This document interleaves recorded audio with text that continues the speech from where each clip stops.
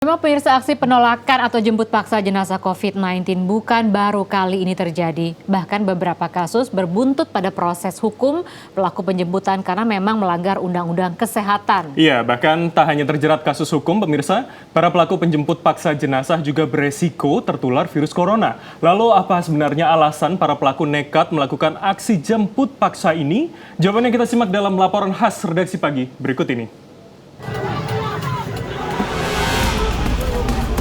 Inilah dokumentasi video amatir akhir Juni lalu yang direkam oleh salah satu petugas medis di Ambon, Maluku. Terlihat warga berusaha membuka pintu mobil ambulans Rumah Sakit Umum Daerah Dr. Haulusi Ambon, lalu mengambil paksa peti jenazah yang berada di dalamnya. Peristiwa jemput paksa jenazah COVID-19 yang berlangsung akhir Juni lalu akhirnya berbuntut proses hukum. 8 orang ditetapkan sebagai tersangka.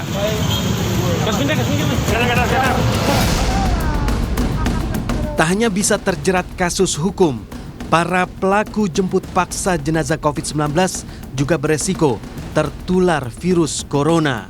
Terbukti 4 tersangka kasus penjemputan paksa jenazah COVID-19 di Rumah Sakit Paru Pegirikan Semampir, Surabaya beberapa waktu lalu dinyatakan reaktif COVID-19 setelah menjalani rapid test. Ironisnya, dari salah satu tersangka, sang istri yang tengah hamil juga ikut tertular dan dinyatakan reaktif COVID-19. Aksi penolakan atau jemput paksa jenazah pasien COVID-19 beberapa kali terjadi. Presiden Joko Widodo bahkan menaruh perhatian serius soal ini dan meminta hal ini jangan kembali terjadi. Kemudian pelibatan tokoh-tokoh agama, tokoh masyarakat, karyawan, sosiolog, antropolog dalam komunikasi publik harus secara besar-besaran kita libatkan, sehingga jangan sampai terjadi lagi merebut jenazah yang jelas-jelas COVID oleh keluarga. Itu saya kira sebuah hal yang harus kita jaga tidak terjadi lagi setelah ini.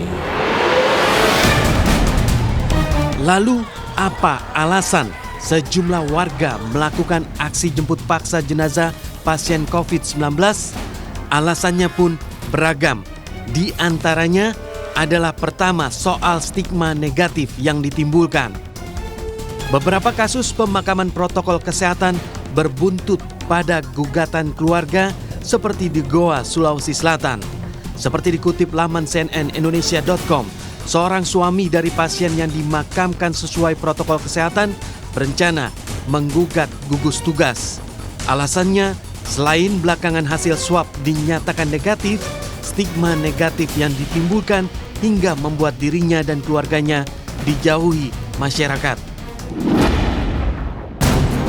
Selain soal stigma negatif yang ditimbulkan, para keluarga pasien COVID-19 ingin jenazah dimakamkan secara layak dan sesuai agama mereka. Sebagian warga yang beragama Islam ingin keluarga dimakamkan sesuai syariat, mulai dari dimandikan, dikafankan, dan disolatkan.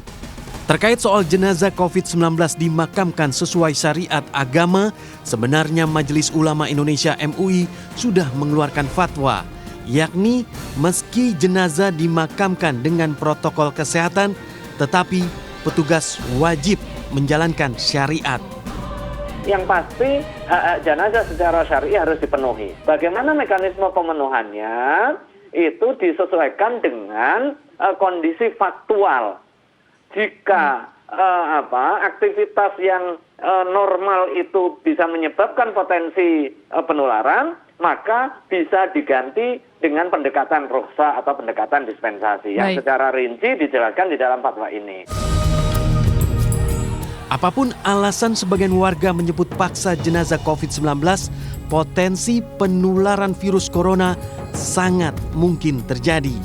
Dalam agama, keselamatan nyawa manusia adalah hal utama, sehingga diharapkan hal serupa tak pernah lagi terulang. Tim Liputan, Transmedia.